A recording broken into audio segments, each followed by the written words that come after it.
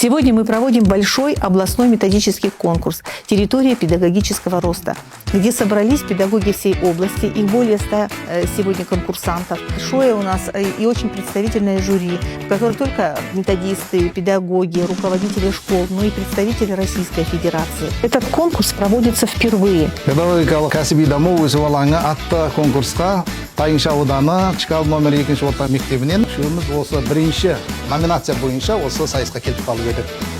Өте жоғары деңгейде ұйымдастырылып жатқан сайыс, өте жақсы бірінші рет өтіп жатыр екен. Бізге өте қатты ұнап жатыр. Әрине қобалжуларымыз да бар, дегенмен біз өзімізше жақсы бір жетістікке жетеміз деген ниеттеміз. Барлық әріптестерге сәттілік тілейміз. Рахмет ұйымдастырушыларға. Біз Уәлиханов ауданынан Кішкенекөл номер 2 орта мектебінен келіп отырмыз.